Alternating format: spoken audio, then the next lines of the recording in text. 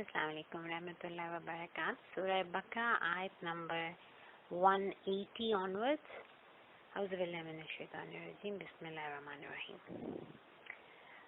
ये जो भी हम रुकू पढ़े हैं और जिसकी आखिरी 3 आयत इंशाल्लाह आज हम पढ़ेंगे। मैंने आपको बताया कि ये अल-बिर से शुरू हुआ, जहाँ पे अल्लाह ताला जो जाहिलियत के ज़माने में जो नेकी का एक पैराडाइम था, अल्लाह ताला उसको तोड़ते हैं, उसकी नफ़ी करते हैं और फिर एक जामे तरीन, एक कामिल फ्रेमवर्क ऑफ गुडनेस एंड भलाई एंड हसनात अल्लाह ताला जो है वो बयान करते हैं कि ये एक ब्रॉड फ्रेमवर्क है। ब्रॉड फ्रेमवर्क ये है कि अल्लाह ताला और फिर अल्लाह पर ईमान के जितने जुज़्व हैं, यानी कि अल्लाह पर ईमान अगर जिसको भी अल्लाह पर ईमान है तो वो अल्लाह की मुलाकात पर भी ईमान रखेगा, which is life after that. और फिर वो अल्लाह ताला के भेजे हुए जो रसूल हैं, जो वही लेके आते हैं, जो कि मलाइका हैं, उन पर भी ईमान लाएगा। और वो वही क्या है, वो कलाम अल्लाह, उस पर भी उसको ईमान लाना पड़ेगा। और वो कलाम अल्लाह किसके दिल पे उतर है, किसके कल्बे अत्थर पे उतर है, उन अम्बिया और रसूलों को भी उसको मानना पड़ेगा। फिर अल्लाह ताला फरमाते हैं कि इस दुनिया में अल्लाह ताला ने जब तुम्हें ज़िंदगी दी, उस ज़िंदगी में तुम्हें अल्लाह ताला ने जो कुछ अता किया उसको इस हालत में कि उन चीज़ों की आपके दिल में मोहब्बत भी हो। एक इंसान है, उसके दिल में किसी चीज़ की मोहब्बत है ही नहीं, तो उस चीज़ को कुर्बान करना उसके लिए कोई बड़ी बात नहीं है। जिस तरह एक इंसान है, उसके अंदर कोई डिज़ायर नहीं है, तो अगर उसको कहा जाए कि अपने डिज़ायर्स की कुर्बानी दो, जब उसके अंदर डिज़ायर्स हैं ही नहीं तो उसको कुर्बानी देने में तो there is no big deal. पर अल्लाह ताला कह रहे हैं कि क्योंकि हमने मुसलमानों को और दीन में मोमिनीन को यही सिखाया है कि हलाल तरीके से कसब के ज़रिए अल्लाह की बीवी नेमतें हासिल करो। और जब आप ये नेमतें हासिल करते हैं तो ऑब्वियसली उनकी एक मोहब्बत आपके दिल में होती है, क्योंकि आपने हलाल तरीके से अपने रब को राज़ी करते हुए और उसको राज़ी करने के लिए आपने वो माल कमाया। अब वो माल आप अपनी जान पे खर्च करेंगे, ये भी इबादत है। अगर आप हलाल तरीके से, ऐसे तरीके से खर्च करते हैं, आप अपने फैमिली पे खर्च करते हैं, ये भी हसनात में, सदकात में आता है। आप उसको दीन की फलाह बहबूद के लिए खर्च करते हैं, आप अपनी मेहनत से कमाई हुई चीज़ों के ज़रिए गरीबों की मदद कर रहे हैं मुआशरे में, whatever good that you are doing with it. तो अगर हमारे उसकी मोहब्बत तो है, उस माल की एक अहमियत है, उसके ज़रिए बहुत से भले काम करते हैं।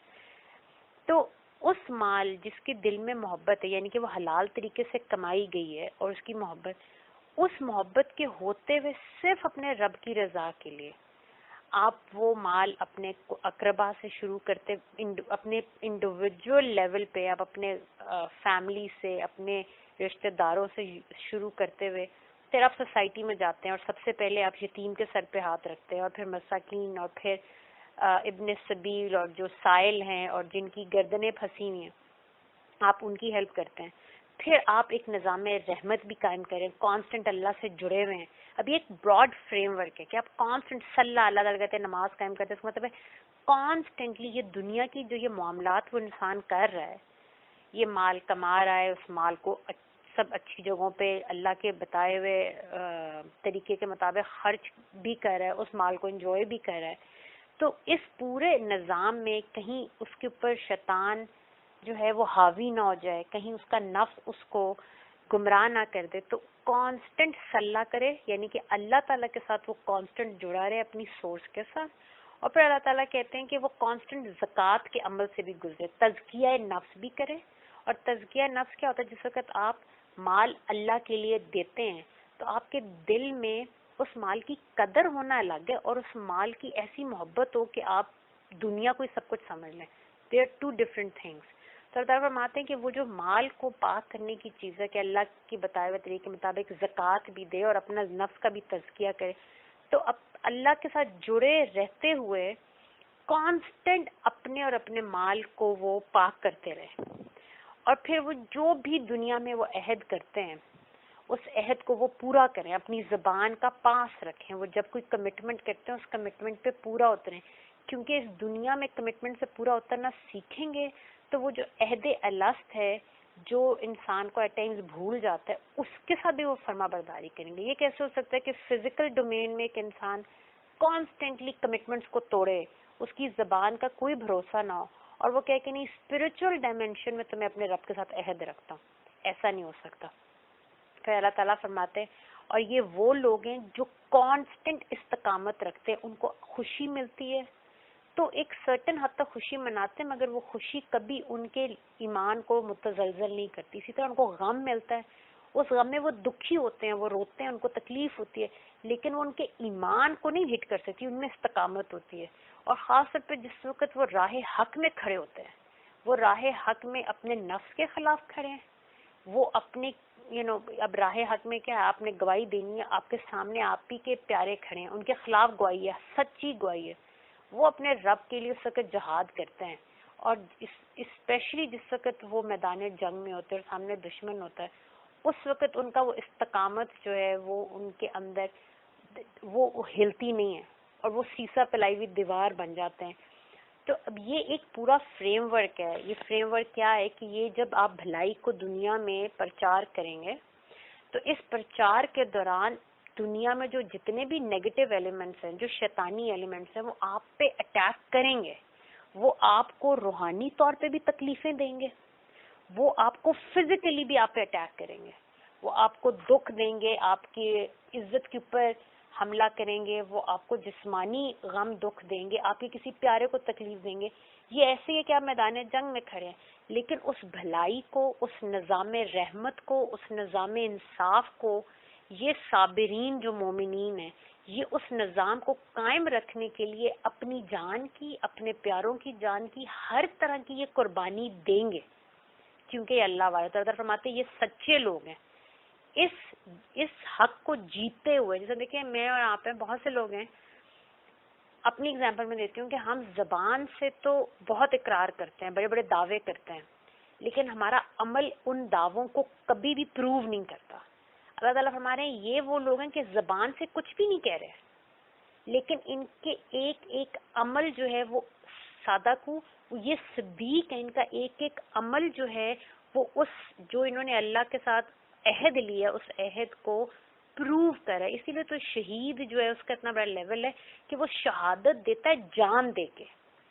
وہ کہتا ہے اللہ میں مانتا ہوں آپ ایک ہے, میں آپ کے لیے جان دیتا ہوں. یہ وہ صرف زبان سے نہیں کہتا, وہ پھر الٹیمیٹ سیکریفائس دیتا ہے, وہ اپنی جان بھی دے دیتا ہے اپنے رب کے لیے. اس لیے اس کو شہید کہتے ہیں کہ وہ سب سے بڑی گواہی دیتا ہے لا الہ الا اللہ کی. اللہ تعالیٰ فرماتے ہیں یہ متقی. اب اس بر کے اس فریم ورک میں جو اللہ تعالیٰ نے تین ہمیں, دو معاملات اور ایک ہمیں عبادت, یہ ہم پہ فرض کر دی اس بر کے کانٹیکسٹ میں. معاملات میں جو پہلا معاملہ تھا وہ انسانی زندگی کی جو حرمت ہے, کہ اللہ تعالیٰ فرماتے ہیں کہ انسان میں نے اشرف المخلوقات ہے, بنی آدم کو میں نے بہت معزز اور مکرم بنایا ہے, میں نے اس کو اپنا خلیفہ بنایا ہے, میں نے انسان کو سر الہی عطا فرمائی, میں نے وہ عطا کیا جو میں نے ملائکہ کو بھی عطا نہیں کیا. اس کے قلب, اس کی روح, ایک تو وہ میرے اندر سے وہ آئی ہے, نفخت فیہ میں روحی, میرا نور لے کے یہ گھوم رہا ہے, اور اس نور کے اندر میں نے ان سب کو اپنی محبت, اپنا عشق بھی دیا ہے اور اپنی معرفت بھی دی ہے. تو یہ ہر ایک جو انسان اس دنیا میں گھوم رہا ہے, اگر انسان کو اللہ کی نظر سے دیکھے تو ہمیں پتہ چلے گا کہ ہر ایک انسان کی زندگی جو ہے اس کے ساری کیا کائنات بھی اس کی قیمت نہیں ادا کر سکتی, اتنی سیکرڈ ہے یہ زندگی. اسی لیے تو اللہ تعالیٰ فرماتے ہیں کہ یہ لوگوں کو جہنم کی آگ سے بچاؤ, ان کو روکو. ہم دیکھتے ہیں دنیا میں, ہم کہتے ہیں فلاں پڑھا لکھا, اس کی زندگی تو زیادہ قدر و قیمت ہے, یہ جو باہر فقیر بیٹھا ہے, یہ جو باہر بھیک مانگ رہے ہیں بچے, ان لوگوں کی کیا ویلیو, ان کو ہم جتنا مرضی پڑھا لیں جاہل رہیں گے, ان کو اس لیول کا علم تو کبھی بھی نہیں آ سکتا, ان میں وہ سوفسٹیکیشن نہیں آ سکتی. اب یہ انسان کا ایک بہت ہی بیہودہ نظریہ, ایک پیراڈائم ہے جو جو لوگ اللہ سے کٹ گئے اور انہوں نے اپنے آپ کو فلسفی کہنا شروع کر دیا. اللہ سے کٹ کے جو فلسفی ہیں, جو ایتھیسٹ ہیں, جو لوگ بڑے بڑے دنیا کو پیراڈائمز دیتے ہیں, نظریات دیتے ہیں, تو بیسیکلی انہوں نے یہ کانسیپٹس دیے جس میں بنی اسرائیل نمبر 1 ہے, کہ انہوں نے کہا کہ we are the chosen one. ہماری ایک بندے کی زندگی جو ہے اس کو بچانے کے لیے اگر 100 غیر یہودی مارے جاتے ہیں یا 1000 بھی مارے جاتے ہیں تو اٹس نو بگ ڈیل, ہم قیمتی ہیں. اور آپ یہی سوچ دیکھیں دنیا میں مختلف زمانوں میں اس کو مختلف نام آپ دیتے ہیں. آپ دیکھیں امریکہ میں کیا ہوا ریڈ انڈینز کے ساتھ, they were the original people of that land, اور ان کو مارا گیا, ان کے کوئی حقوق نہیں. آج بھی بہت چھوٹی چھوٹی پاکٹس میں آپ کو امریکہ میں یہ جو ریڈ انڈینز ٹرائبز ہیں, اور ان کو وہاں پہ جس طرح جانوروں کے لیے بنایا جاتے ہیں نا, ریزروز بنایا جاتے ہیں کہ یہاں پہ یہ جانوروں کو بس اتنا سے, کیونکہ باقی جنگل تو انسان نے کاٹ دیا, تو یہ ایک جگہ پہ 4 دیواری لگا دیں, اس میں یہ جانور جو ہے نا آزاد ہیں, حالانکہ وہ بھی ایک طرح سے قیدی ہیں ان جگہوں پہ, لیکن باڑ لگا دی جاتی ہے. اس طرح کارڈن آف کر کے آج بھی اس دنیا میں وہ ریڈ انڈین ٹرائبس جو کہ بہت ہینڈ فل ہیں وہ ہیں. آسٹریلیا کے آپ ایگزامپل لے لیں, جو ایبوریجنیز ہیں, جو اس زمین کے اصلی وارث تھے, آج ان کو لا میں اسٹیٹ کیا جاتا ہے کہ وہ انسان ہی نہیں ہے. وہ تو اس حد تک چلے گئے کہ انہوں نے انکار ہی کر دیا کہ یہ لوگ انسان بھی ہیں. وہ کہتے ہیں یہ تو انسان بھی نہیں ہے, یہ تو اس بندر اور انسان کے درمیان کی ایک ایوولوشن کی ایک گلچ ہے. اور اس لیے اگر ان کو اگر جانور کو بھی وہ مار دیتے ہیں تو آپ دیکھیں جانوروں کے خون کے لیے بھی نکل آتے ہیں. ایبریجنز کی تو جان کی بھی کوئی قیمت نہیں ہے. آپ they can be killed, they can be thrown out of their lands, کوئی ان کے اوپر لا نہیں ہے. اسی طرح آپ جب افریقن کنٹریز کی طرف دیکھتے ہیں, ساؤتھ افریقہ میں دیکھیں اتنی بڑی آج دنیا کی ایک لیڈنگ اکانومی بھی ہے اور ایک لیڈنگ کنٹری ہے, اور وہاں پہ کتنے ابھی ریسنٹ زمانوں میں جا کے تھوڑے بہت حقوق ہیں, مطلب اب جا کے کالوں کو انسان سمجھا جاتا ہے. نیلسن منڈیلا نے کتنی بڑی ایک تحریک چلائی صرف یہ بتانے کے لیے کہ مطلب کالا انسان صرف اس کے رنگ کی وجہ سے اس کی انسان کی ویلیو کم نہیں ہو جاتی. اور آج سے 1400 سال پہلے اللہ تعالیٰ نے یہ جو قصاص کا ایک قانون ہمیں دیا, جس کو آج بھی ماڈرن سوڈو انٹلیکٹ جو ہیں ہمارے اپنے مذہب کے بھی اور غیر مسلم تو خیر کہتے ہیں کہ بہت ان ہیومن قسم کی یہ کمانڈز ہیں اسلام کی, نعوذ باللہ. اور اللہ تعالیٰ فرماتے ہیں کہ ہر جان سیکرڈ ہے, ہر جان, چاہے غیر مسلم کی ہے چاہے مسلم کی ہے, ہر جان اللہ کی بارگاہ میں سیکرڈ ہے.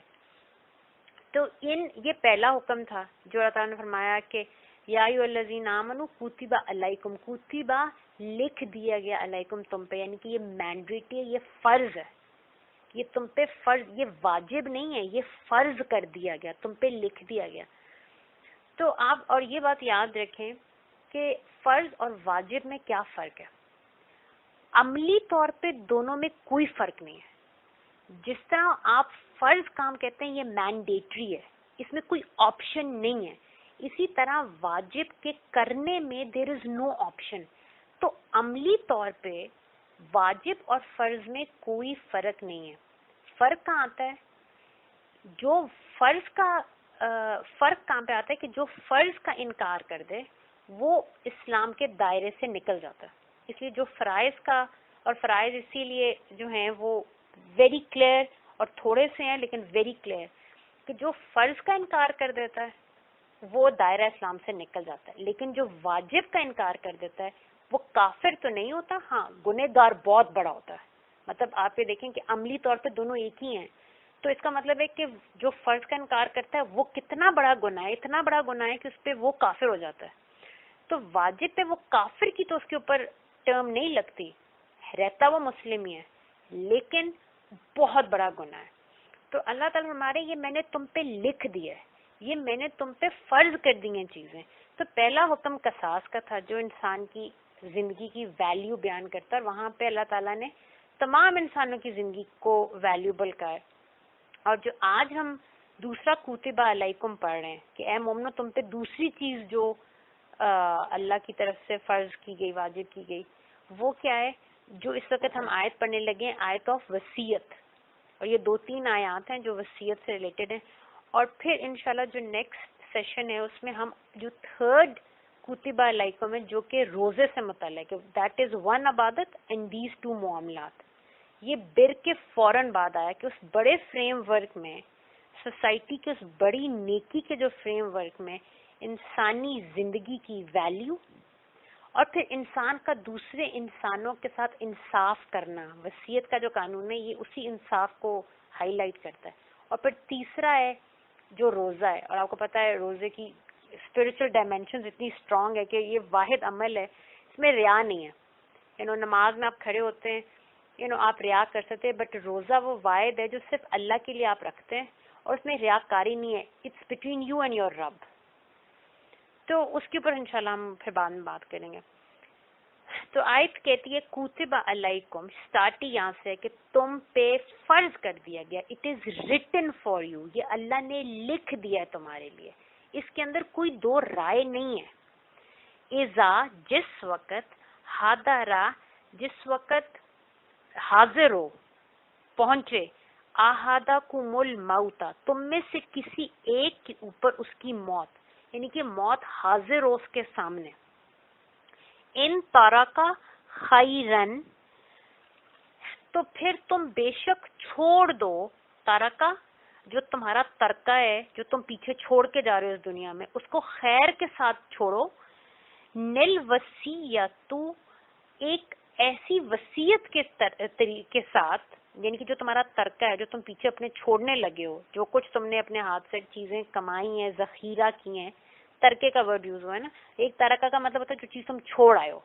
ٹھیک ہے، تو جو تم نے چیز پیچھے اپنے چھوڑی، اس کو وصیت کے ذریعے، وصیت کیا ہوتی ہے؟ تاکید کرنا، کسی کو موٹیویٹ کرنا، کسی کو ترغیب دلانا، اس کو وصیت کہتے ہیں. تو وہ وصیت تم کرو. سب سے پہلے کس کے لیے؟ نل والدینی، سب سے پہلے تو اپنے والدین کے لیے وصیت کرو اچھے طریقے سے، کیونکہ انسان کے اوپر سب سے پہلا جو حق ہے وہ اس کے ماں باپ کا ہے. والاقربین، اور پھر اس کے بعد جو تمہارے قرابت دار ہیں، قریب سے شروع ہو کے دور تک وہ جائیں گے. امیڈیٹ تو والدین، اور والدین کے بعد اگر بہن بھائی ہیں، اگر سنگل ہے، میرڈ ہے تو اس کا اسپاؤس، اس کی اولاد، پھر اس کے بہن بھائی. اور یہ کیسے کرنا ہے؟ بالمعروف، معروف طریقے سے. حقاً علی المتقین، یہ حق ہے، یہ فرض کر دیا گیا، یہ رسپانسبلٹی ہے ہر متقی کی. اب آپ دیکھیں، پھر آپ آیت البر پہ جائیں. آیت البر اللہ تعالیٰ اس کا اینڈ کیا کرتے ہیں؟ اولئک هم المتقون. اس بر کی ڈیفینیشن، اس فریم ورک آف خیر کو جو فالو کر رہا ہے، یہ متقی ہے. اب اس متقی کو اللہ تعالیٰ کہہ رہے ہیں کہ تم پہ میں نے فرض کیا ہے، تم وصیت کو اپنے پیچھے چھوڑو. اب اس میں اس آیت کے اندر دو تین پوائنٹس ہیں جو کہ I want to highlight. سب سے پہلے تو ورڈز دیکھ لیتے ہیں، اس میں ورڈز کون کون سے پورے یوز کیے گئے. وصیت میں نے آپ کو بتا دیا کہ کسی کو زندگی میں کسی چیز کی طرف ترغیب دلانا، نصیحت کرنا، یہ تو زندہ لوگوں کی وصیت ہے. ٹھیک، اسی طرح اصطلاحاً جو ہے قرآن پاک میں وہ احکامات جن کی پابندی کی جائے کسی کے انتقال کے بعد، اس کو ہم وصیت کہتے ہیں. لیکن یہ دماغ میں آپ کو رکھنا پڑے گا کہ وصیت صرف مرنے والا نہیں کرتا. وصیت کا مطلب ہوتا ہے کسی کو نصیحت کرنا.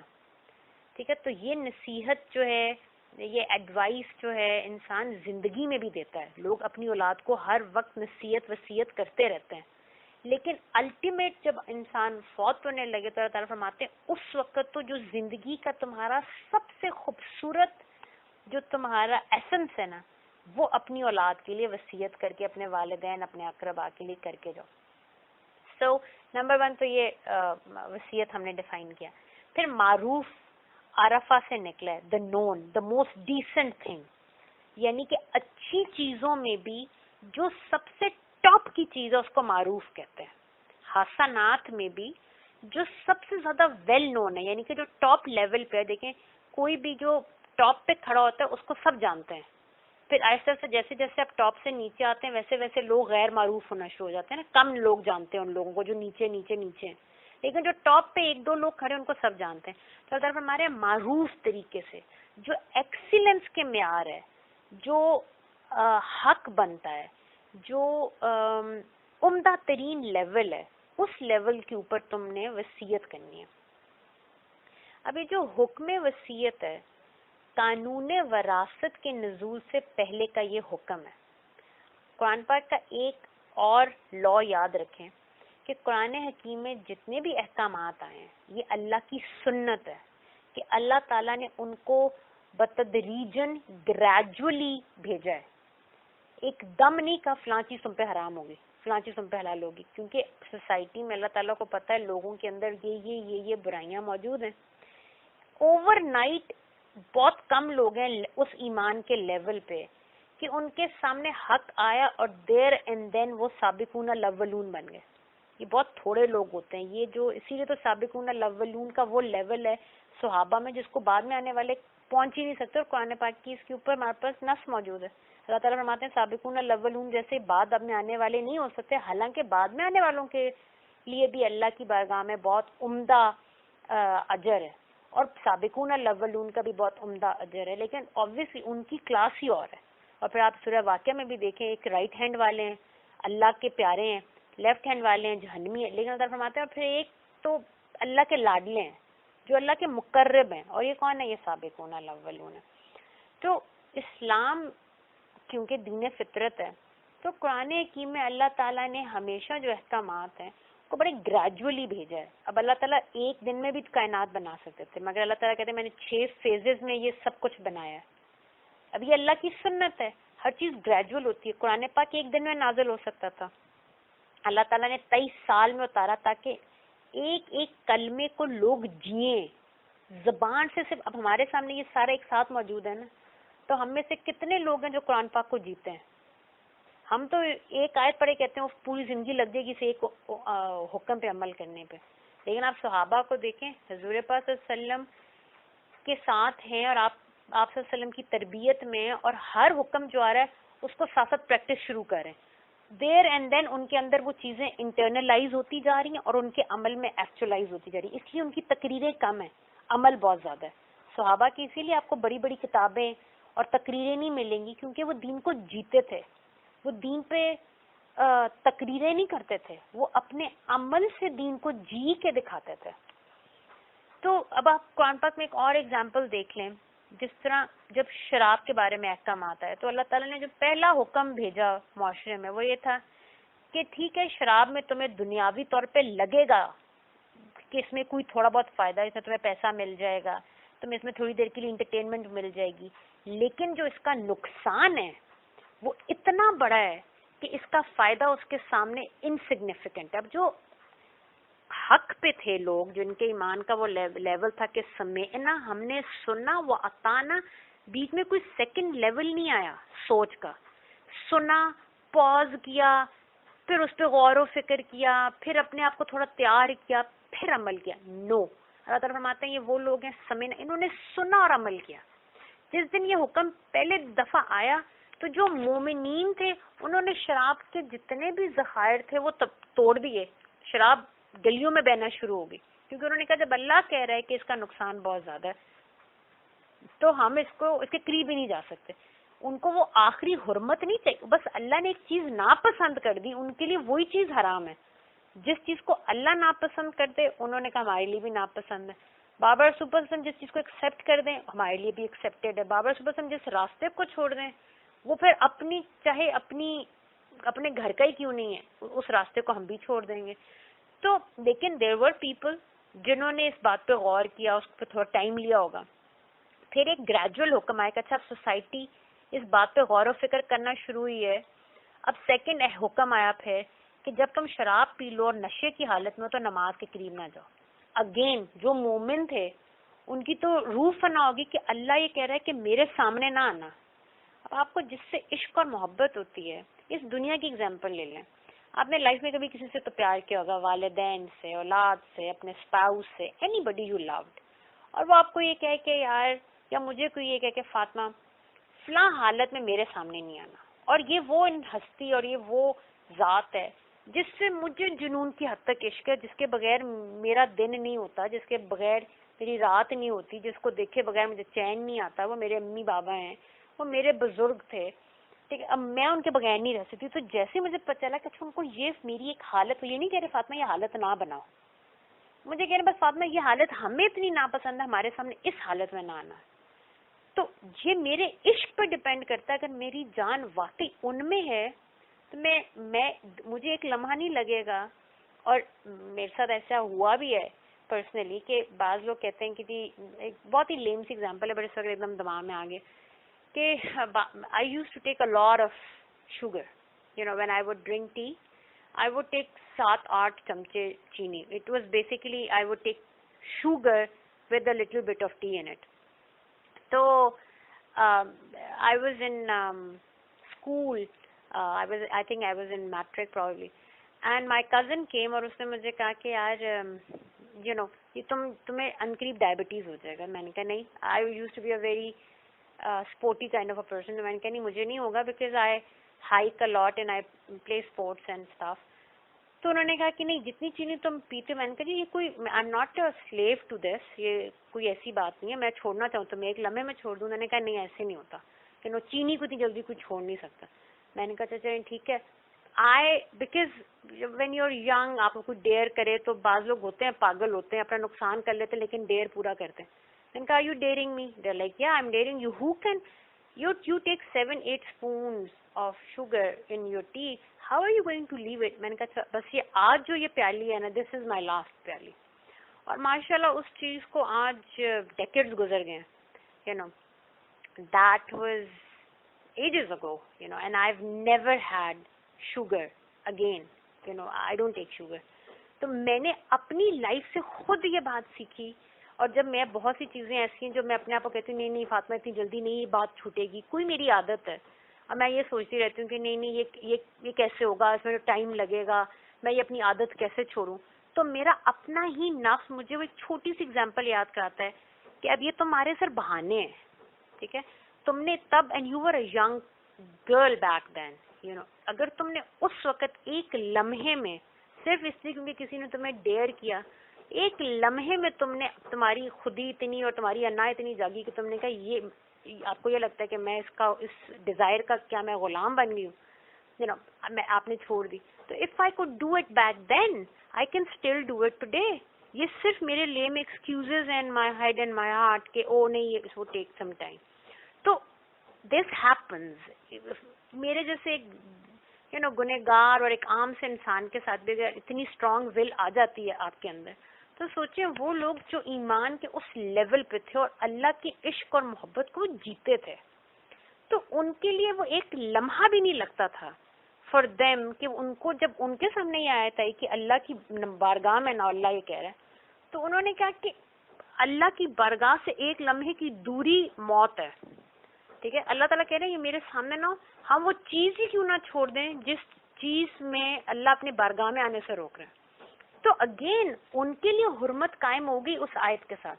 لیکن جو اس کے اندر بھی ابھی جن کا ایمان کا وہ لیول نہیں تھا انہوں نے کہا اچھا اس کا مطلب شراب پی کے نماز نہیں پڑھنی تو یو نو اپنے آپ پہ وہ کام کرنا شروع ہو رہے تھے. تو اب there are different kind of people in the society اور بتدریج ان کے اندر ایک چینج آ رہا ہے. اور پھر الٹیمیٹ حکم آ گیا جہاں پہ اللہ تعالیٰ فرماتے ہیں کہ بے شک شراب اور جوا یہ سب شیطان کے اعمال ہے. اور آپ کو پتہ ہے شیطان جہنمی ہے. اس سے بڑی حرمت کی آیت کیا ہوگی کہ اللہ تعالیٰ ہمارے کہ یہ شیطان کا عمل ہے اور شیطان مردود ہے اور اللہ تعالیٰ کا سب سے بڑا دشمن ہے. تو اللہ کے دشمن کا کام اگر تم نے کرنا ہے تو اس سے بڑا حرمت کا حکم کیا آئے گا.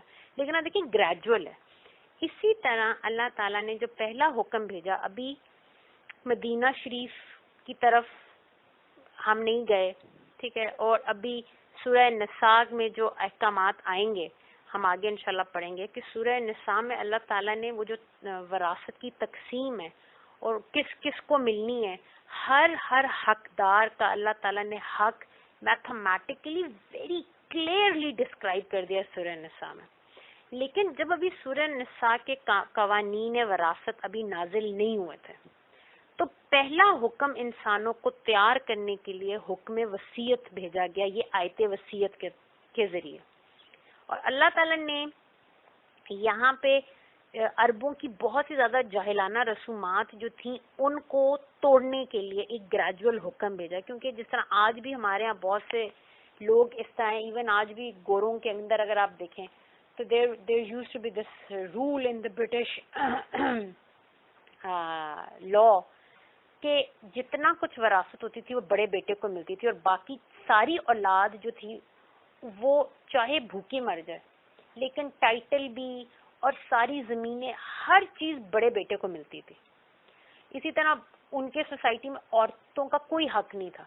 ٹھیک ہے عورتیں ڈپینڈنٹ ہوتی تھیں آن دا میل لیڈرز آف دیئر فیملیز. اسی طرح عربوں کے ہاں بھی بہت سی جاہلانہ رسومات تھیں وراثت اور ترکے کے بارے میں, اور obviously ان کے ہاں تو عورت کا کوئی حصہ ہی نہیں تھا وراثت میں, کیا ویسے سوسائٹی میں بھی. تو اللہ تعالیٰ یہ فرما رہے ہیں کہ البر کی ڈیفینیشن آ گئی, ٹھیک ہے, کہ گڈنس از ناٹ یہ جو تمہاری ظالمانہ جاہلیت والی رسمیں ہیں, یہ ریچولز اللہ کو پسند ہی نہیں ہے. بر یہ ہے, اور وہ بر کو اللہ تعالیٰ, کیونکہ وہ اسپرچل ڈائمینشن پہلے بیان کی جا رہی ہے. جو لیگل لا ہے, میں نے پچھلے سیشن میں بھی بات کی تھی کہ اسلام میں دو طرح کے احکامات ہیں, ایک لیگل اسٹرکچر جو قوانین ہے, اور ایک اسپرچل اسٹرکچر جو اخلاقیات ہیں. اللہ تعالیٰ اخلاق پہلے بیان کرتے ہیں, اور پھر اس کے جب اخلاق انسان میں ڈیولپ ہو جاتا ہے, جیسا میں نے ابھی شراب والی بات کی کہ وہ اخلاق آپ میں پیدا ہو گیا کہ یار یہ ناپاک چیز ہے, یہ غلیظ چیز ہے, یہ ایسی چیز ہے کہ اللہ کہہ رہا ہے کہ تم نے پی لی میرے سے ملنے نہ آنا. یہ اخلاق جنہوں نے سیکھ لیا پھر ان پہ لا بھیج دیا کہ اب یہ چیز حرام ہو گئی ہے. اسی طرح اللہ تعالیٰ نے قوانین جو ہیں وراثت کے وہ بعد میں بھیجے. پہلے اس کا جو وہ فریم ورک ہے بر کا, نیکی بتائی جا رہی کہ یہ نیکی صرف یہ ریچولز نہیں ہے, ریچولز بعد میں آئیں گے, وہ سورہ نساء میں جا کے تمہیں بعد میں ہم بیان کریں گے. پہلے اپنے اندر وہ اخلاق پیدا کرو کہ یہ جو تقسیم ہوتی ہے وراثت کی, اس کا پرنسپل اور اخلاق کیا ہونا چاہیے. اور وہ اخلاق یہ ہے کہ کسی بھی حقدار کا حق نہیں مارو, اور حقدار میں سب سے پہلے میں نے کو بولا کہ والدین اور پھر اقربا آتے ہیں. جس طرح رسول پاک صلی اللہ علیہ وسلم سے کسی نے آ کے سوال کیا کہ یا رسول پاک صلی اللہ علیہ وسلم میرے بوڑھے والدین بھی میرے ساتھ رہتے ہیں, اور میں یہ مفہوم میں بیان کر رہی ہوں کہ انہوں نے کہا کہ جی بوڑھے والدین بھی ہیں, اور میں اتنی مشکل سے روز کی مجھے اتنی سی روزی ملتی ہے کہ میں جا کے بھوکے بچوں کا پیٹ بھر سکتا ہوں. تو بعض دفعہ میں ان کو جب میں کھلا دوں تو پیچھے ماں باپ کے لیے یا ایون میرے لیے نہیں بچتا. تو اس پہ جو حکم دیا گیا وہ یہ کہ اولاد کے منہ میں وہ نوالا حرام ہے جو ماں باپ سے پہلے اولاد کے منہ میں ڈالا جائے. سبحان اللہ. آج آپ سوسائٹی میں غور کریں, ہم میں سے ہر انسان ایسا ہے, جب تک اس کی شادی نہیں ہوئی تب تک وہ اپنے ماں باپ پہ ان کا ہم خون بھی پیتے ہیں. وہ اپنی راتوں کی نیند, وہ بھی تو کبھی جوان تھے, کبھی ان کے کتنے ڈیزائر تھے. جس دن سے بیٹا پیدا ہوا وہ ان کی زندگی کا سارا جو اورینٹیشن ہے وہ بدل جاتی ہے. اس بچے کی خوشی, اس بچی کی خوشی کے لیے وہ زندگی گزار دیتا ہے. اینڈ دا ڈے, اور وہ آپ مطلب یور 25, یور 30, یور 40, جو بھی ایج ہے آپ کی, and we are still dependent on them. ہم ان سے دھڑلے سے پیسہ ہی مانگتے ہیں اور وہ کبھی انکار نہیں کرتے. Unlike the West, our parents are alhamdulillah like that. And the day a person gets married and then they have their kids, تو وہ اپنے بچوں کے لیے جو قربانیاں دینا شروع ہوتے ہیں وہ سمجھتا ہے ماں باپ بوجھ ہیں. بھول جاتے ہیں کہ کل ہمارے ماں باپ نے ہمیں اس طرح اٹھایا تھا جس طرح آج ہم نے اس چھوٹے کو اٹھایا, اور آج اس طرح اس چھوٹے کے لیے ہم تڑپ رہے ہیں اور اپنے ماں باپ کو پھینکنے لگے. کل ہم بھی ان کی باہوں میں ایسے ہی تھے اور وہ ہمارے لیے ایسے تڑپ رہے تھے. تو جو فیصلہ بابا رسول اللہ علیہ وسلم نے اخلاق سمجھایا, آپ نے فرمایا کہ تم جو بھی کما کے لاتے ہو, تمہاری اولاد, تمہاری بیوی, تمہارے اپنی ذات پہ وہ حرام ہے جب تک تمہارے ماں باپ نہ کھا لیں. اور آپ نے یہ نہیں فرمایا کہ تمہارے ماں باپ اس کے اندر سے تھوڑا سا حصہ کھا لیں اتنا کہ ان کی بھوک مٹ جائے. آپ نے فرمایا جب تک وہ سیر ہو کے نہ کھا لیں. ان کے سیر ہو کے کھانے میں اگر تمہاری اولاد کے لیے بھی کچھ نہیں بچتا, سو بی اٹ. ان کا بہت بڑا مقام ہے. آپ دیکھیں قرآن میں اللہ تعالیٰ کہتے ہیں دنیا میں یہ تمہارے رب ہیں, عبادت والے رب نہیں, ربوبیت کی ہے. انہوں نے تمہیں پالا ہے. بار بار میں اس آیت کا آپ کی طرف ریفرنس دیتی ہوں. کیا اللہ تعالیٰ فرماتے ہیں, یہاں سے ہم دعا کریں رب ارحمہما, اے میرے رب ان پہ ایسا رحم کر کما ربا یعنی صغیر, جیسے انہوں نے میری ربوبیت کی جب میں چھوٹا تھا. تو ان کے بعد جب وہ سیر ہو کے کھا لیں جو کچھ بچے, اب تمہاری اولاد کھائے گی. جب وہ سیر ہو کے کھا لیں پھر تمہاری بیوی کھائے گی, وہ بھی سیر ہو کھا لیں, جو بچ گیا وہ تمہارے نصیب کا ہے. تو اللہ تعالیٰ اخلاق یہ سمجھا رہے ہیں کہ نمبر 1 انسان پہ حق اس کے ماں باپ کا ہے. جو اگر اپنے ماں باپ کا وفادار نہیں ہے نا, اولاد کا بھی وفادار نہیں. اور جو اپنے ماں باپ سے بے وفائی کر کے اس اولاد کو پالتا ہے وہ اولاد کل انہی ماں باپ کو جس طرح انہوں نے اپنے ماں باپ کو پھینکا وہ ان کو پھینکتی. اور یہ ایک کانسٹنٹ ایک وشیس سرکل ہے جہاں پہ ہر آنے والی جنریشن پچھلے کو گھر سے نکال دیتی ہے, اگلوں کو دیکھتی رہتی ہے. اگلے نے ان کو گھر سے نکالنا ہے, وہ اگلوں کو دیکھ رہے ہیں. اٹس اے کانسٹنٹ بیٹل جہاں پہ ہر انسان بلیڈ کر رہا ہے انٹرنلی, روحانی طور پہ, قلبی طور پہ, رشتوں میں. everyone is miserable. بٹ جن گھروں میں اپنے بڑوں کی عزت کی جاتی ہے, جو بچے اپنے ماں باپ کو دیکھتے ہیں, اپنے ماں باپ یعنی کہ بچے دیکھتے ہیں کہ ہمارے ماں باپ دادی دادا کے, نانی نانا کے پاؤں میں بیٹھے, ان کے پاؤں دوبارے ان کے سامنے آنکھ نہیں اٹھاتے, اف نہیں کرتے, وہ اس قدر کو لے کے بڑے ہوتے ہیں. ان میں وہ سیلفشنس نہیں ہوتی کہ مجھے سب کچھ مل جائے چاہے بوڑھی دادی دادا کو کچھ بھی نہ ملے. when they grow up to be the kind of moment جو اللہ سوسائٹی میں دیکھنا چاہتا ہے. ان میں قربانی کا جذبہ بھی ہے, ان میں اپنے بڑوں کی عزت بھی ہے, چھوٹوں پہ شفقت بھی ہے, قربانی وہ سیکھتے ہیں. Anyways, that's a different thing, but what I'm trying to say is کہ اللہ تعالیٰ نے پہلے وہ اخلاق پیش کیا کہ اخلاق یہ ہے کہ احسن اور بھلائی کے طریقے سے جو حقدار ہے, ایک تو وصیت میں اس کو تم نے نہیں چھوڑنا, پہلے جس کا حق پہلا ہے اس کا نام پہلے آئے گا وصیت میں. وصیت بھی ضرور چھوڑو, اور وصیت ہمیشہ عمدہ چھوڑو, بالمعروف, معروف طریقے سے تم نے وہ وصیت کرنی ہے. یہ جو آیت اس وقت ہم نے 180 پڑھی, یہ بیسیکلی پہلا اصلاحی قدم ہے ٹورڈز انہیریٹنس لا, کیونکہ آبویسلی ایک بہت بڑا ریولوشن آنے والا تھا عرب میں, دنیا میں, کیونکہ آبویسلی یہود, عرب اگر جاہل تھے وراثت کے معاملات میں تو یہود ان سے پیچھے نہیں تھے, یہود ان سے بھی آگے تھے. جو وہ عورتوں کے ساتھ سلوک کرتے تھے, جو کرسچنز عورتوں کے ساتھ سلوک کرتے تھے, اور اوور آل اپنے عام آپس میں لوگوں کے ساتھ بھی. تو اب اتنا بڑا ریولوشن آ رہا ہے تو اللہ تعالیٰ وہی اپنی سنت کے مطابق گریجولی سوسائٹی کو چینج کر رہے ہیں. تو پہلا حکم یہ اصلاحی قدم ہے جس کو آپ کہہ سکتے ہیں کہ یہ پہلا بلو پرنٹ تھا towards the ultimate law of Islamic inheritance, جو کہ سورہ نساء میں پھر کھول کر بیان کر دی گئی. اب جب سورہ نساء میں تقسیم وراثت کے قوانین آ گئے تو اب یہ والی جو وصیت ہے, وہ جو تقسیم وراثت کے جب حقوق بیان کر دی گئی کہ یار ایکس کو یہ ملے گا, وائی کو یہ ملے گا, زی کو یہ ملے گا, اب آپ وصیت نہ کریں, دس از ناٹ لازم آن یو, لیکن وراثت کے قوانین کے آنے سے پہلے تک یہ آپ پہ فرض تھا. اس کا مطلب یہ جو بعض لوگ یہ کہتے ہیں کہ جی قرآن پاک کی آیات منسوخ ہو جاتی ہیں, نعوذ باللہ, اور جو منسوخ کے معنی وہ لوگ لیتے ہیں کہ ابھی ہم پہ اپلیکیبل نہیں ہے, یا اب یہ اس زمانے میں ان کو فالو کرنا ہم پہ ماسٹ نہیں ہے. دیکھیں قرآن پاک کلام اللہ ہے, اور جس طرح بیونڈ ٹائم اینڈ اسپیس میرا رب ہے, هو الاول والآخر والظاہر والباطن, اسی طرح کلام اللہ بھی ٹائم لیس ہے. ہر زمانے میں کلام اللہ ریلیونٹ ہے, ٹائملی ہے, اور یہی خیر ہے. البر یہی ہے.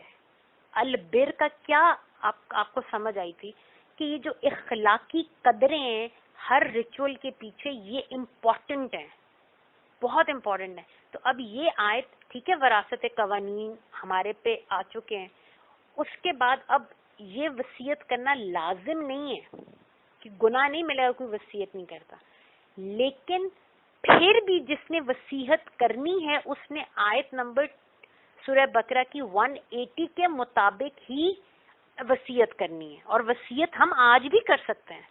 اس لیے کوئی یہ کہہ دے یہ آیت منسوخ ہو گئی تو یہ اس کی بہت بڑی جاہلیت ہے. قرآن کی کوئی آیت منسوخ نہیں ہوتی. میں نے آپ کو بتایا ایک حکم گریجولی دوسرے حکم کی طرف چلا جاتا ہے. اس کا مطلب یہ نہیں کہ پچھلا حکم ختم ہو گیا, وہ پچھلا حکم اپنی جگہ قائم ہے, لیکن وہ ایک اخلاقی قدر سکھا رہا ہے.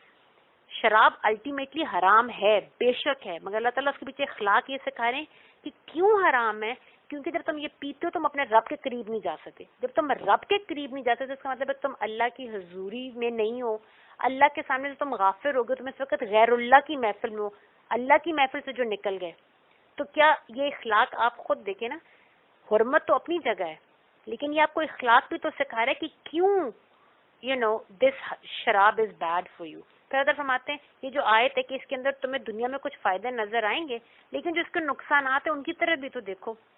یہ کیا آج یہ اپلیکیبل نہیں ہے آیت؟ آپ آج ویسٹ میں چلے جائیں, الکوہولکس کے اوپر جتنے بڑے بڑے سرمنز وہ دیتے ہیں کہ جی شراب نہیں پینی چاہیے, شراب لیورز کو خراب کر دیتی ہے, شراب آپ کی صحت کے ساتھ یہ کر دیتی ہے. ینگ ایج میں جو لوگ شراب پیتے ہیں اور جو ڈرگز لیتے ہیں وہ ان کے ساتھ کیا ہوتا ہے, ان کی مینٹل ہیلتھ خراب ہو جاتی ہے.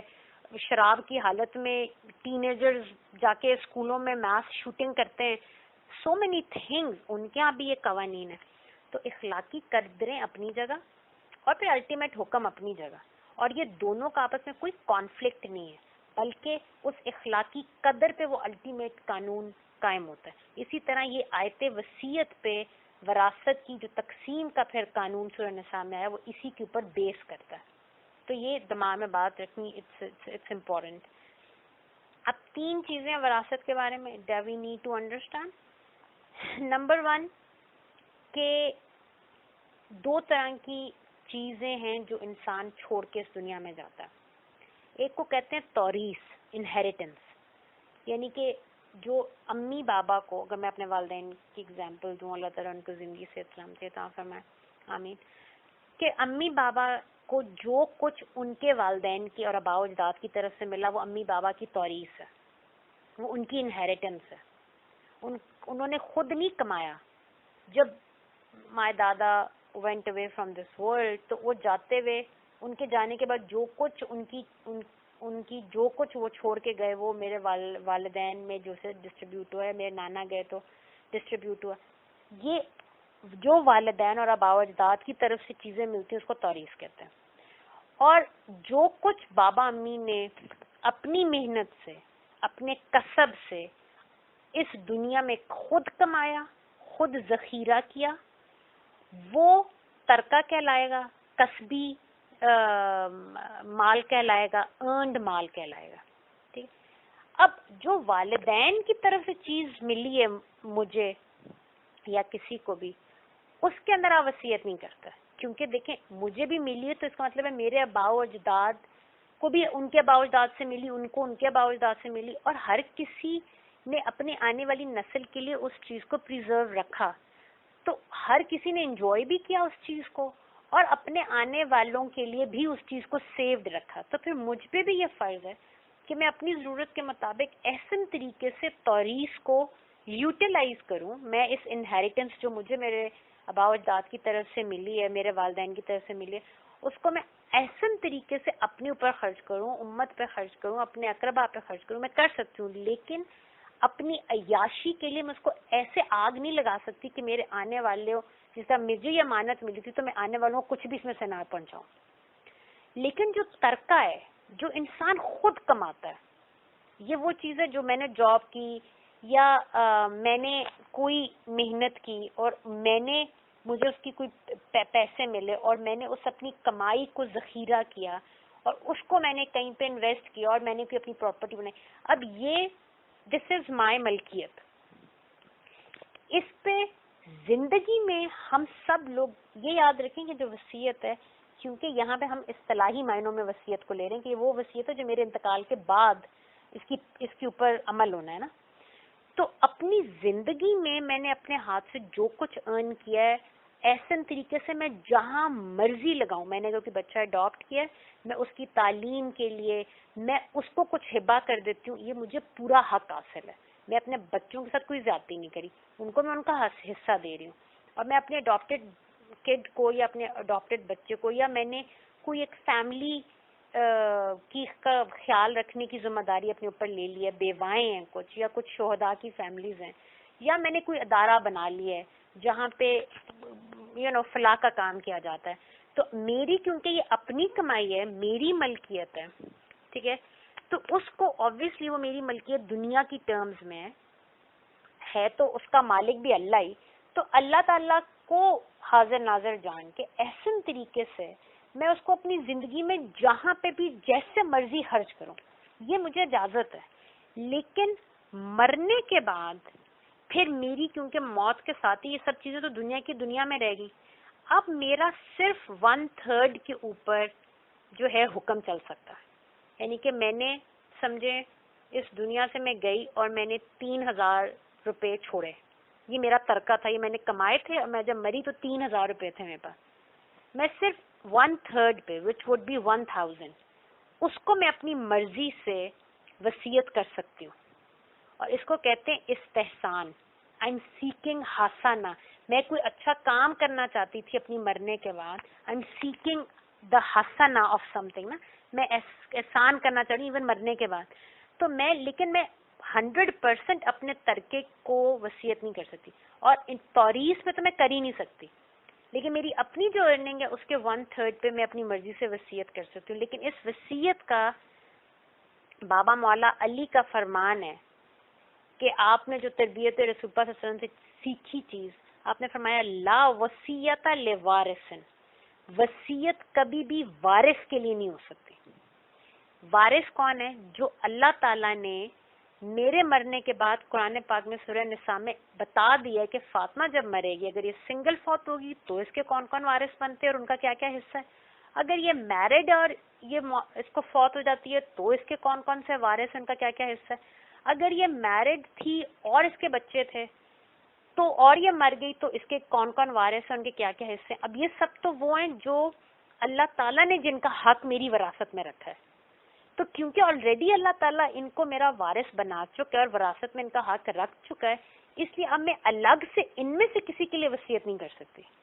ہاں میں سمجھے, میں نے جیسا بھی آپ کو کہا کہ میرے کوئی اس طرح کے رشتہ دار ہیں جو میرے وارث نہیں بنتے, لیکن ان کے مجھ پہ احسانات ہیں, یا وہ غریب ہیں, یا کوئی میرا ایسا میری ارد گرد میرے دوست احباب میں, میرے سرکل میں کوئی ایسے لوگ ہیں جن کا میرے سے کوئی خونی رشتہ ہی نہیں بنتا, لیکن کوئی روحانی رشتہ ہے, اور میں ان کے کسی احسان کا بدلہ یا میں کوئی نیکی ان کے ساتھ کرنا چاہتی ہوں, یا وہ بھی نہیں ہے اور میں کوئی اچھا فلاحی کام کرنا چاہتی ہوں, اور میں چاہتی ہوں کہ میرے مرنے کے بعد جب میرے ورثاء میں وہ ان کے حصے بٹیں تو 1/3 وہ اس طرف لگا دیا جائے.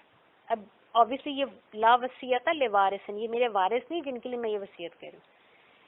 فقہا کا اس میں ایک اور چیز بھی یاد رکھیں کہ فقہا کہتے ہیں کہ جو وارث ہے اگر کوئی, ویسے تو وصیت اس کے لیے نہیں کرنی چاہیے کیونکہ اللہ ان کا حق آلریڈی رکھ چکا ہے, حق کے مطابق چیزیں بٹنی چاہیے.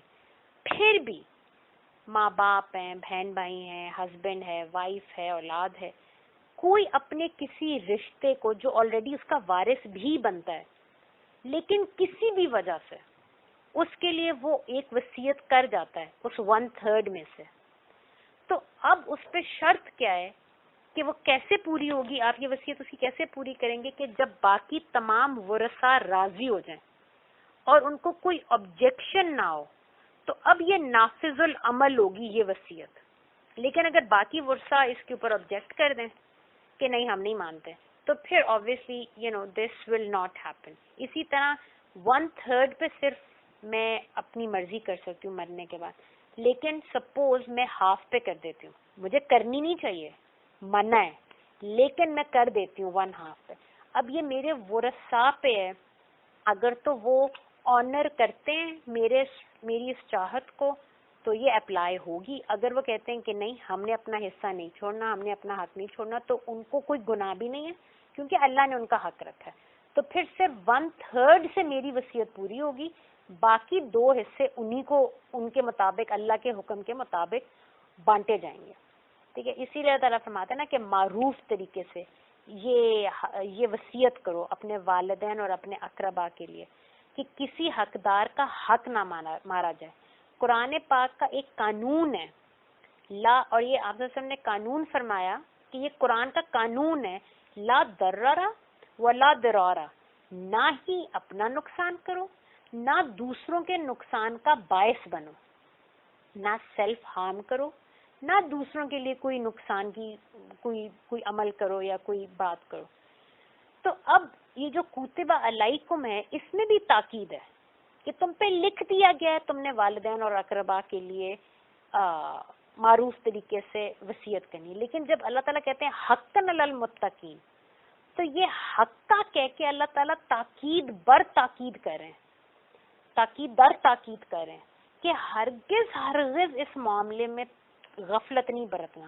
اس کو یہ جو وصیت کرنا ہے اور معروف طریقے سے وصیت کرنا ہے اور حقدار کو پہلے اس کا حق دینا ہے، اس کو چھوٹی اور ہلکی بات نہیں سمجھو. یہ فرض کیا گیا ہر متقی پہ، اور جو اس کو نہیں فالو کرتا اس کا مطلب ہے اس نے اپنا حق نہیں ادا کیا. اس نے حق نہیں ادا کیا تو وہ متقی کا وہ لیول ہی اٹین نہیں کر سکتا جو کہ البر کے لیے ضروری ہے. تیسری چیز جو وصیت میں ویری امپورٹنٹ وہ یہ کہ میت کے ذمے اگر کوئی قرض ہے تو اس کی وصیت بھی اس پہ کرنا لازم ہے. کہ مجھ پہ کوئی قرض ہے تو میں اپنی وصیت میں لکھ کے جاؤں کہ جی سب سے پہلے میرا یہ قرضہ ادا کریں گے. اور قرآن پاک جب ہم سورہ نساء پڑھیں گے آپ کو پتہ چلے گا کہ جس وقت فاطمہ فوت ہوگی سب سے پہلے تقسیم وراثت سے بھی پہلے نمبر 1 کام یہ ہوگا، سب سے پہلے چیک کیا جائے گا میرا کوئی قرضہ تو نہیں ہے جو میں نے اپنی وصیت میں خود لکھا ہو، یا اس وقت میری موت پہ کوئی کلیم کرنے آ جائے کہ جی اس نے میرا اتنا قرضہ دینا تھا. تو سب سے پہلے میرے ترکے میں سے توریث میں سے قرض دار کا قرضہ ادا کیا جائے گا. اس قرضے کے ادا کرنے کے بعد جو میں نے وصیت کی، اور وہی اگین وصیت کی وہی شرط ہے کہ 1/3 پہ میں صرف کر سکتی ہوں میری وہ وصیت، اور وہ وصیت اگر قرآن اور سنت کے خلاف نہیں، کسی غلط کام کے لیے نہیں ہے، کسی ظالمانہ کوئی میرا فیصلہ نہیں ہے، تو پھر پہلے قرضہ ادا کیا جائے گا، پھر 1/3 سے میری وصیت پوری کی جائے گی، اور پھر جو بچ جائے گا اس سے جو ہے حق، جو حقدار کا جو حق ہے سورہ نساء کے مطابق ویسے دیا جائے گا. اور پھر یہاں پہ سورہ نساء میں ہمیں ایک بات سمجھ آتی ہے کہ اللہ تعالیٰ فرماتے ہیں کہ عفاف کرو، یعنی کہ تقسیم کے وقت ایک تو وہ لوگ ہیں نا جن کا تو اس تقسیم میں حصہ رکھا ہوا اللہ نے، وہ ان کو تو ان کا حصہ بن مانگے مل جائے گا اللہ کے حکم کے مطابق. لیکن اگر تقسیم کے وقت کوئی ایسا سوالی آ جائے، ضرورت مند آ جائے، یا کوئی ایسا رشتہ دار آ جائے جو ہمارا وارث بنتا نہیں ہے، تو اللہ تعالیٰ فرماتے ہیں اس کو اللہ کے لیے محروم نہ رکھو، یعنی کہ للہ اس کو کچھ نہ کچھ ضرور دو. یہ بھی تو تمہیں جو مل رہا ہے اللہ کی عطا سے مل رہا ہے نا، تم نے تو نہیں کمایا، کسی کے مرنے کے بعد تمہیں ایویں مفت میں مل گیا. تو اس لیے وہ عفاف کا عمل ضرور کرو. تو یہ میت کے ذمے اگر کوئی قرضہ ہے تو اس کی وصیت وہ ضرور کر کے جائے، اور وہ پوری کرنی ہم پہ لازم ہے. ایون لوگ یہ بھی کہہ سکتے ہیں کہ suppose I die and I have not done Hajj, تو میں یہ وصیت کر جاؤں کہ میرے بعد میری جو پیسے ہیں اس میں سے کسی ایک بندے کو میرے جگہ پہ حج بدل کے لیے بھیجا جائے، ٹھیک ہے، تو اب یہ وصیت واجب ہو جائے گی. my warasa they have to honor this. اور اب ایک کلاس چیز کے البر، پھر ہم بار بار البر کی طرف جا رہے ہیں کہ بیسیکلی البر کیا تھا، ایک نیا نظریہ ہے، ایک نیو پیراڈائم ہے سوچ کا. اب آپ سورہ بقرہ میں یاد کریں کہ یہ وصیت پہلے کہاں پہ گزری اور کون سی ہستی تھی جو اس دنیا سے جا رہے تھے اور انہوں نے وصیت کی تھی؟ حضرت ابراہیم علیہ السلام اور حضرت یعقوب علیہ السلام. اللہ تعالیٰ اسی سورہ بقرہ کی آیت نمبر 132 133 میں یہ وہ وصیت بیان کرتے ہیں، اور ہم پڑھ کے آئے کہ جب حضرت ابراہیم علیہ السلام نے حضرت یعقوب علیہ السلام نے اپنی اولاد کو وصیت کی، ٹھیک ہے، یعنی کہ تاکیدی حکم کیا، اور کیا انہوں نے وصیت کی کہ بے شک اللہ تعالیٰ نے تمہارے لیے دین حق کو پسند کیا ہے، بس مت مرنا مگر یہ کہ اللہ کے مومن اور مسلم ہو کے مرنا. یہ اب ان کی وصیت ہے. تو اس وصیت سے ہمیں کیا سمجھ آتا ہے کہ ہم میں سے بہت سے لوگ ایسے ہیں جو پورا وقت یہی سوچتے رہتے ہیں اپنی زندگی میں کہ میں نے کیسے مال جوڑنا ہے، میں نے کیسے پراپرٹیاں بنانی ہیں، میں اپنی اولاد کے لیے کیا کیا کچھ چھوڑ کے جاؤں.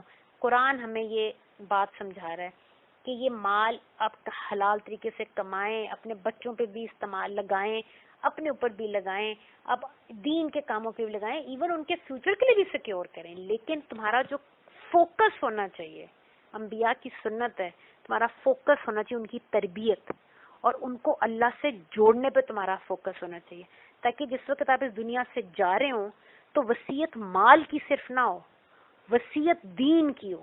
آپ ان کو ایسا کامل مومن بنا کے اس دنیا سے جائیں، ان کی ایسی بہترین تربیت کریں کہ وہ جو وصیت ہے، وہ جو آپ کا مال اور دولت ہے وہ تو قانون وراثت کے مطابق ڈیوائیڈ ہو جائے گا، لیکن جب وہ کہیں گے کہ یار اس تقسیم سے پہلے میری ماں کی، میرے باپ کی ذرا وصیت تو پڑھو، وہ مجھے کہہ کے کیا گئے ہیں، تو وہ وصیت اس مال کے اوپر نہ ہو، وہ وصیت اللہ اور رسول اللہ صلی اللہ علیہ وسلم کے ہونے پہ ہو.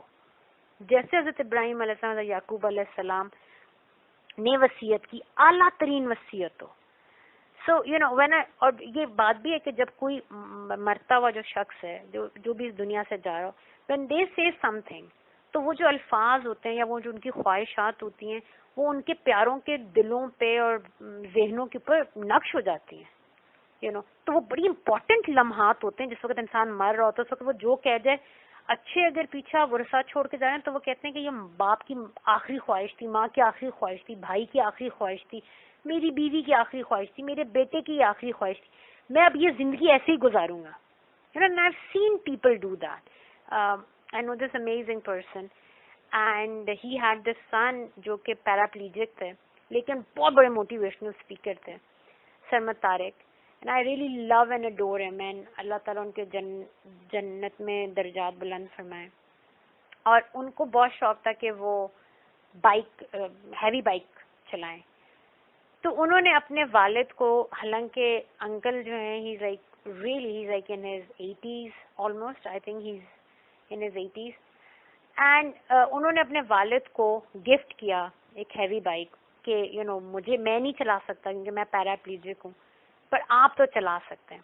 تو ایون جب سرمد طارق اس دنیا سے چلے گئے تو ابھی بھی آئی سی انکل دیٹ وہ ابھی پھر اسلام آباد میں جو ہیوی بائکس کا جو کلب ہے اس میں ہی از اے ویری ایکٹیو ممبر.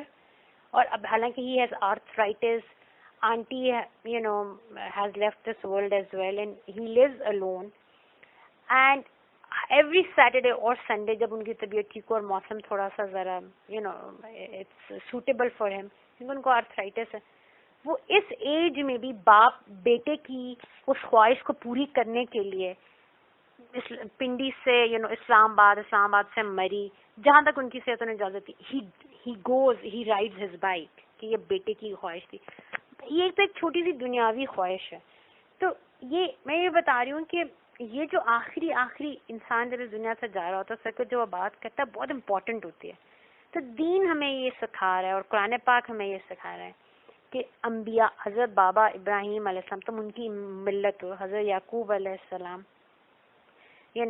ان کو فالو کرتے ہوئے جس طرح انہوں نے اعلیٰ وصیتیں چھوڑی، تم بھی اس وقت ایسی اولاد کی تربیت کرو کہ آخری ٹائم پہ تمہیں ان کے مال کی فکر نہ ہو کہ بعد میں مال کے ساتھ کیا کریں گے، پراپرٹیز کی فکر نہ ہو، تمہیں پتہ اتنی اچھی تربیت کی یہ اللہ کے حکم کے مطابق یہ ڈیوائڈ بھی کریں گے، اللہ ان کو اس میں خیر بھی دے گا اور یہ آپس میں جڑے بھی رہیں گے. یہ مال ان بچوں کے دلوں میں یا میرے باقی جو رشتہ دار ہیں ان کے دلوں میں یہ نفرت نہیں، ڈویژن نہیں بنائے گا. اس وقت مجھے کوئی اعلیٰ بات کر کے اس دنیا سے جانا ہے، اور وہ اعلیٰ بات کیا ہے؟ وہ اللہ اور بابا رسول اللہ صلی اللہ علیہ وسلم کی بات ہو. So this is what قرآن پاک teaches us. فَمَنْ بَدَّلَهُ، ہاں پس پھر جو اس کو بدل دے، اس وصیت کو، بعد ما سمعہ، اس کے بعد کہ اس نے اس حق کو، وصیت کو سن چکا تھا، فَإِنَّمَا اسْمُهُ، پس پھر بے شک یہ بہت بڑا گناہ ہے، عَلَى الَّذِينَ، اس انسان پہ يُبَدِّلُونَهُ جو اس کو بدلے گا. یعنی کہ اب I am dying and I have somebody with me آخری ٹائم پہ، اور میں اس بندے کو یہ وصیت، ایک تو وہ وصیت ہے جو مالی ہوتی ہے، نارملی لوگ یہ اپنی ول وغیرہ پہلے لکھوا چکے ہوتے ہیں. ایک وہ وصیت ہوتی ہے مجھے سمجھ آ جائے کہ اب it's time for me to go, I am in my last moments on this earth. تو بندہ اس وقت دماغ میں کوئی ایک آدھ بات ہوتی ہے، آپ بات کر دیتے ہیں کسی سے، تو وہ جو اس وقت بندہ ہے، اب میں تو اس دنیا سے چلی گئی ہوں، اب وہ بندہ اس وقت از مائی ایمبیسڈر، وہ مجھے ریپرزینٹ کر رہا ہے. جو کچھ اس نے میرے سے سنا اس نے وہ میرے ورثات تک وہ بات پہنچانی ہے، وہ امین ہے. اللہ تعالیٰ ہمارے اگر وہ بدل دیتا ہے اس بات کو اپنی پسند سے، کہتا ہے نہیں فاطمہ نے تو فلاں کے بارے میں یہ بات کی تھی، مجھے فلاں کو فائدہ دینا چاہیے، اللہ تعالیٰ ہمارے اس کا سارا گناہ اس بدلنے والے پہ، کیونکہ یہ بہت بڑی امانت ہے. اور آپ دیکھیں بر میں، البر کے فریم ورک میں اللہ تعالیٰ نے کیا بیان فرمایا کہ تم جب کمٹمنٹ کر لو گے تو اس سے وفا کرو گے، یہ البر ہے. تو اللہ تعالیٰ فرما رہے ہیں کہ وہ تم پہ امانت ہے. ان اللہ سمیع علیم، بے شک اللہ سن بھی رہا ہے اور اس کو سب علم ہے. یعنی کہ اس وقت صرف فاطمہ اور تم دو لوگ آپس میں بات نہیں کر رہے تھے، تیسرا اللہ تھا، اس کو سب علم ہے. تم دنیا میں باتیں بدل بھی دو گے، قیامت کے دن کیا کرو گے؟ اور اس دنیا میں بھی جب اللہ تعالیٰ کی طرف سے مکافات عمل ہوگا تو تم کیا کرو گے؟ تو جن آیات کے اینڈ میں اللہ تعالیٰ کے دو اسم یا ایک اسم بعض دفعہ موسٹلی اللہ تعالیٰ 2 اسم جوڑ دیتے ہیں، دے آر ویری امپورٹنٹ. ہم بعض دفعہ ان کو بس پڑھ کے گزر جاتے ہیں. یہ اسم اس آیت کے اندر جو احکامات دیے جا رہے ہیں ان کے مطابق یہ اس اسماء ہوتے ہیں، ان پہ بڑا غور کرنا چاہیے. فمن پس جو کوئی خافہ اس بات کا ڈر رکھے، جب کسی کو اس بات کا ڈر ہو، من موسن، فرام دا موسن کہتے ہیں وصیت کرنے والا. اگر کسی کو یہ ڈر ہے، ہاں جو میرے ساتھ اس وقت بندہ کھڑا اس کو یہ ڈر ہے کہ فاطمہ جو موسن ہے وصیت کرنے والی ہے، جانا فن، یہ اس وقت حق کے بغیر یہ ایک طرح سے ظالمانہ طور پہ کسی کی جانبداری کری ہے. یعنی کہ یہ جو وصیت کری ہے یہ وصیت جسٹس والی نہیں ہے، یہ جسٹ نہیں ہے، یہ عادلانہ نہیں ہے. اگر وہ جو میرے ساتھ کھڑا ہے اس وقت آخری لمحے میں بندہ، اس کو یہ ڈر ہو کہ فاطمہ اس وقت ایموشنل ہوئی ہوئی ہے یا اس کو کسی پہ اس وقت غصہ آیا ہوا ہے، اس لیے یہ اس وقت جو اس کے منہ سے وصیت نکلی ہے اس میں یہ غیر جانبداری سے کام نہیں لے رہی، یہ اس وقت اپنے کسی جذبے کے تحت یا اپنی کسی غلط سوچ کے تحت اس نے یہ فیصلہ کیا. اس میں یہ جو بات ہے اس میں گناہ ہے، کسی کا حق مارا جا رہا ہے. فَأَصْلَحَ، پس پھر اگر وہ اصلاح کر دے، یعنی کہ اب اگر وہ لوگوں کو یہ کہہ کہ ٹھیک ہے اس نے کہا تو یہ تھا بٹ آئی بلیو کہ یہ بات غلط تھی، اس کو ایسے نہیں ہونا چاہیے جیسے وصیت کی گئی، اس کو ویسے ہی ہونا چاہیے جیسے آپ سب ڈیسائیڈ کریں. یہ اصلاح ہے بینہم، کہ لوگوں کے ورثاء کے درمیان میں وہ اصلاح کی پھر بات کر دے اور وہ وصیت جو ہے اس کو وہ نل اینڈ وائڈ کر دے. فلا اسم علیہ، تو پھر گناہ نہیں ہے. اب اگین یہاں پہ کوئی کسی کے اوپر پولیس بن کے نہیں کھڑا، ہر انسان اللہ کی بارگاہ میں اپنے آپ کو اکاؤنٹیبل سمجھتے ہوئے یہ کام کرے گا. ان اللہ غفور رحیم، بے شک اللہ تعالیٰ بہت بخشنے والے بہت رحیم ہے. یعنی کہ جب فاطمہ مرتے ہوئے کوئی غلط بات پہ اگر وصیت کر گئی اور سننے والا، اگین میں نے اپنی اولاد کی، اپنے ارد گرد کے لوگوں کی اتنی اچھی تربیت کی اور ہم دین سے اتنے اچھے طریقے سے جڑے ہوئے تھے کہ اگر جاتے جاتے بھی میں کوئی ظلم کرنے لگی ہوں تو وہ جو سائٹ پہ کھڑا ہوا اتنا اچھا مومن یا مومنہ ہے کہ اس نے سنا، اس نے کہا یہ اگر یہ ہم نے کام کر دیا تو اس کی آخرت خراب ہو جائے گی، تو وہ اصلاح کرتے ہیں، وہ میرا وہ غلط فیصلہ نہیں نافذ ہونے دیتے، وہ اس کی اصلاح کر دیتے ہیں. در طرف ہمارے پاس تمہارے اس نیک عمل کی وجہ سے وہ جو جانے والا غلط کام بھی کرنے لگا تھا تو اس جانے والے کے اوپر اللہ غفور و رحیم ہے، اس کو اللہ تعالیٰ معاف کر دیں گے، اس پہ اللہ تعالیٰ رحم کر دیں گے. تو اللہ تعالیٰ ہمیں قرآن حکیم کے یہ جو احکامات ہیں ان کو عملی طور پہ اپنانے کی اور جینے کی توفیق عطا فرمائے. اور اللہ تعالیٰ ہمیں البر کا جو حق ہے اس حق کے مطابق ہمیں البر پہ عمل کرنے کی اور ابرار میں اللہ تعالیٰ ہمیں شامل ہونے کی توفیق عطا اور نصیب فرمائے. صدق اللہ العظیم. یار میں قرآن پاک پڑھتے پڑھاتے سمجھتے سمجھاتے ہوئے غلطی بتائی لرزش ہوئی تو بخش دے اور معاف کر دیں. قرآن پاک کا یہ پڑھنا اپنی شان کریمی کے شایان نشان تمام انبیاء کرام، تمام رسول، تمام اہل بیت اطہار رسول اللہ صلی اللہ علیہ وسلم، تمام اہل ویال رسول اللہ صلی اللہ علیہ وسلم، تمام صحابہ رسول اللہ صلی اللہ علیہ وسلم، امت میں جتنی امتیاز فوت ہو گئے شہیدوں کے زندہ قیامت تک آئیں گے کل ٹائم سے موجود اپنے تمام سابقون الاولون، اپنے تمام ابرار، اپنے تمام مخلصین مقربین مومنین اور ملائکہ رجال الغیب اور بابر صلی اللہ علیہ وسلم کی مظلوم بیٹی کی طرف سے اپنی بارگاہ میں اس کو قبول کرتے ہوئے اپنی شان کریمی کے شایان نشان ہم میں سے ہر ایک کی طرف سے اس کا ہدیہ بارگاہ رسول اللہ صلی اللہ علیہ وسلم نور مصطفیٰ صلی اللہ علیہ وسلم سے حب رسول اللہ صلی اللہ علیہ وسلم سے گاہ بابر رسول اللہ صلی اللہ علیہ وسلم سے معطر منور شہادت اور بات فرمائے دنیا اور آخرت میں، آمین یا رب العرش العظیم. جزاکم اللہ خیر.